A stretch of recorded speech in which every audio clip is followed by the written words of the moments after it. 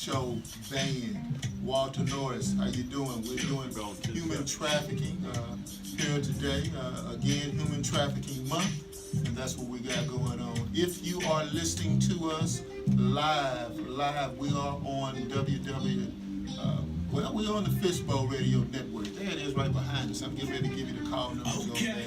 Let's go with that. And we hey, what's going on, Commish? I see you, man. What it is? It's the Commish Radio Show. Radio Show. What's the Commish Radio Show?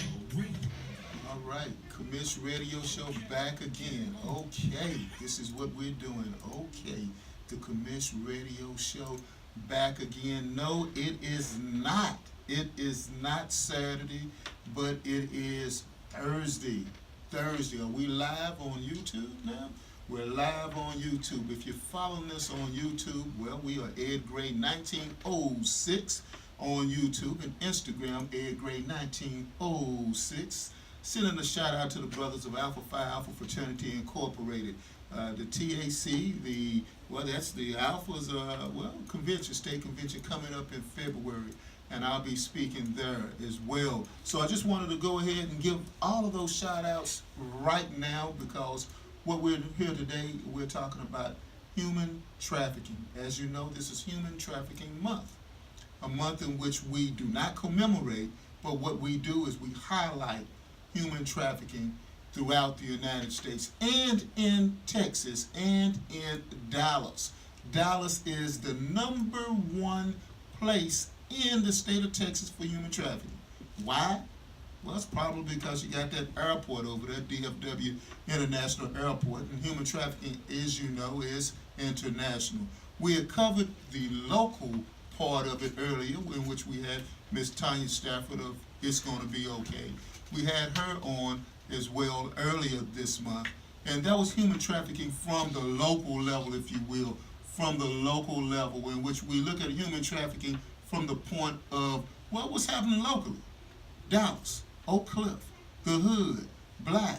But this is something we're talking about now. The human trafficking is about humans. Humans. We all come in all shapes, sizes, and colors. And as we said before, the Commish Radio Show is the best radio show from Como to the Congo. And yes, we're going to add Korea to it as well. So along with that being said, we have Miss Chong Kim. Kim, how you doing? I'm doing great. Good to see you. Just pull up to the mic, and I'll bring the mic to you. We are glad that you're here on our show. We've talked a little bit before, prior. We've been talking here for about the last month, it seems like. Yes. Now, tell us about yourself, and you comfortable? Yes, I'm very comfortable. Okay. Just want to make sure you're comfortable and everything.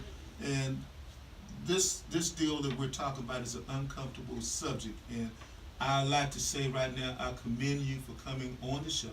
Thank you. You reached out to me Yes. and asked if you could come on the show, Yes. and I'm very honored that you wanted to come on the show, because I'm just some guy that's just on internet radio, just trying to do my thing and just bring some awareness, because we just got to definitely change some things. So tell us about yourself. I am an overcomer trendsetter, and I don't like to use the word survivor, because I want people to know that I have overcame over 15 years of healing and coping, and I want people to know that healing does not come with an expiration date. We're still healing as we evolve in our lives. I was actually abducted 24 years ago here in Dallas, Texas. However, I was not trafficked here. I was actually trafficked in northern Nevada on the Indian reservation. And during that time, this was back in the 90s, when nobody knew what human trafficking was, and they thought it was a choice to be a prostitute. And the only way that I could survive is by ranking up to become a madam. So when I ranked up to become a madam of an elite escort service that also collaborated with Albanian, Russian, and even the Asian organized crimes. Yeah, this is deep. Yes. Albanian, Russian, And the Asian, from In Korean, Japanese, Chinese. And one of the downfalls that I started to learn when I ranked up as a madam, our clients were echelon men. And when I say echelon, I'm talking about politicians, to high class celebrities, people that we voted for, people that we look up to, even celebrities. I mean, recently with Harvey Weinstein, Kevin Spacey, all of these things are coming out because of the whole Me Too movement. Mhm.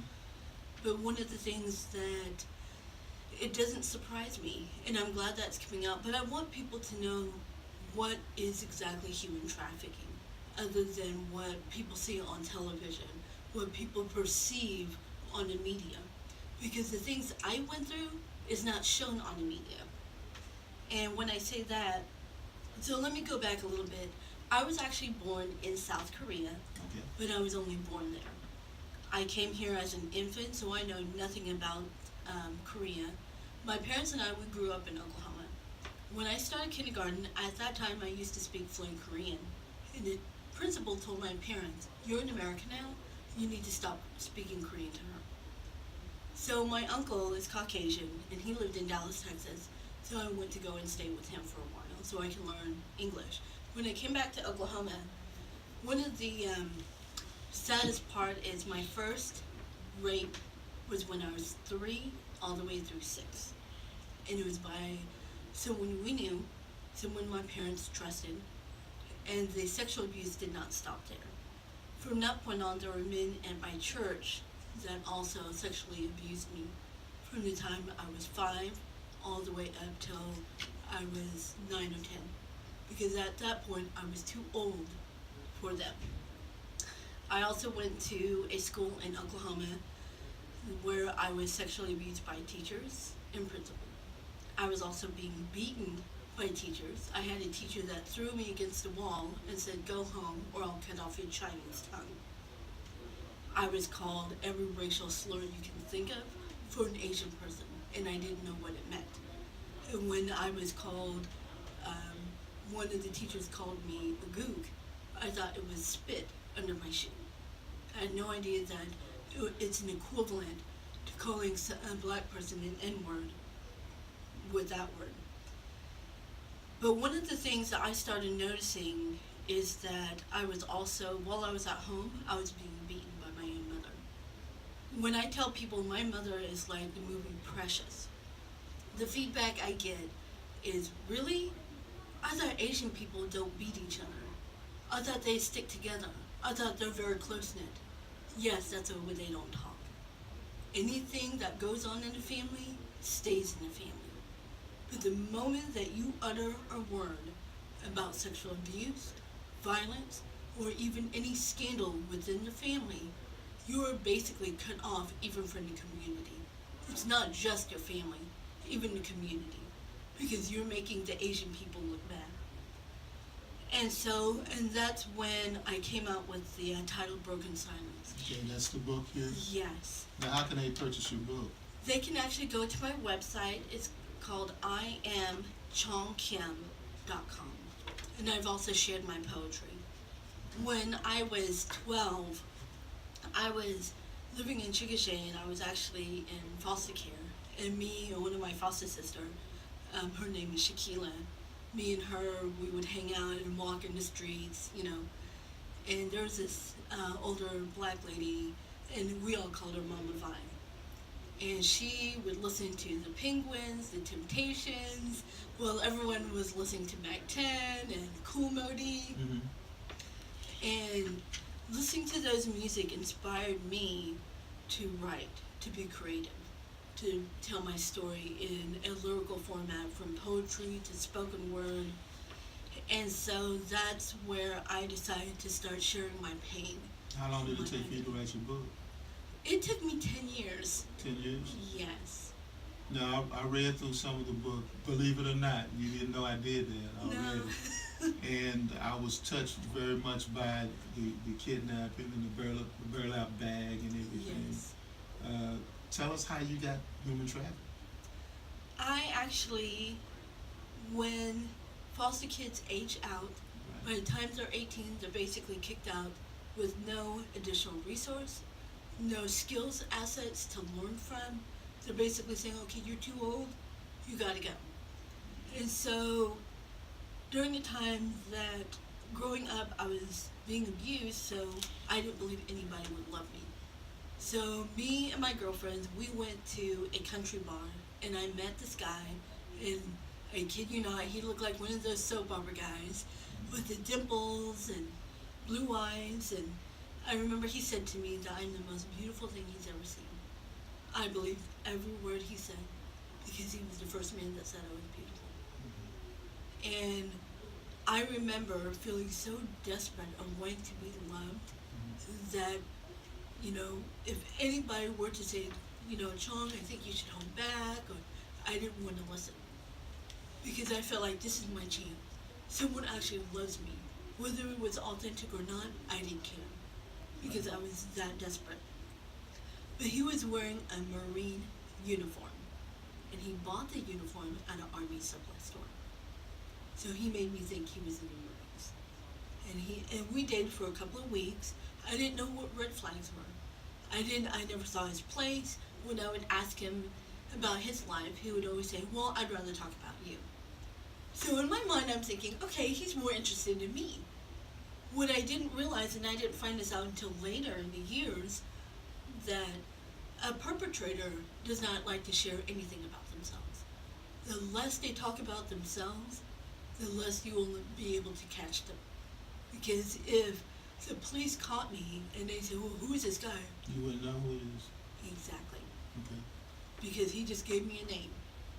But within a couple of weeks that we were dating, I was one of those girls that I would write his name, my name, and our future kids' names, and I would say, we're going to be married, and I call it the Cinderella syndrome, where young girls look at fairy tale stories, and we want to find that knight in shining armor that's going to rescue us from the trenches that we're in, and that will love on us. And you were still, you were aged out, right? I would aged out of foster care. Right. So he caught you at a vulnerable time? Yes. Okay. And I didn't realize that until I started writing more and more, and then I started realizing, wow, this was a setup. Right.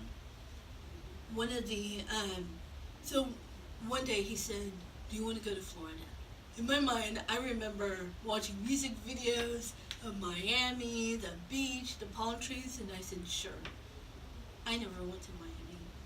We went on 35W heading north. And here's the other thing that I find it funny when people have this stereotype of Asians of being academically smart. I flunked that algebra and I flunked that geography. And but I also had teachers that didn't care about me and didn't care about my curriculum. So why And should you were at, where were you at this time? Where? In Oklahoma. In Oklahoma? Okay. Yes. So 35 north, you were going north.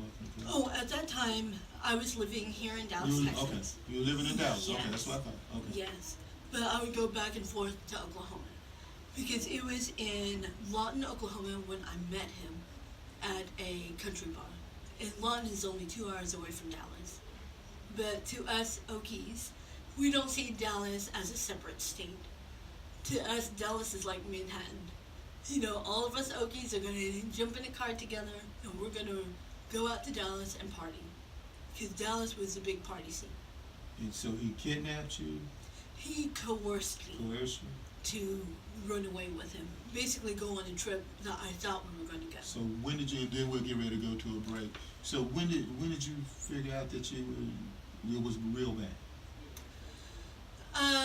When we got to a house in Oklahoma, and it was in Enid, Oklahoma, and it was a boarded up house, and I thought, if his parents live here, that's not good. But I didn't want to judge him because I didn't know if his parents were poor or anything. I didn't know I was in Oklahoma. I actually thought we made it in Florida. And when he pushed me into the house and started beating me, that's when I knew. But I thought it was my fault. I didn't think to run away. All right. Didn't think to run away. Well, you heard it here. A lot of people get into those situations well, that's a heck of a situation to be in. You were vulnerable. You liked this guy, and he coerced you, and then you find out you're now into one of those abusive situations that is very difficult to get out of. Yes. And then when we come back, we'll talk about the transition. And then you also have some people up in Denton that are helping you as well, right? The Denton Black Film Festival. Okay, and we'll have them call in as well. Commish Radio Show, we will be right back after this break. And if you could go ahead and mute us on Facebook Live, we will be right back at you. All right. Hi, my name is Charlotte Wooten, and I'm the owner of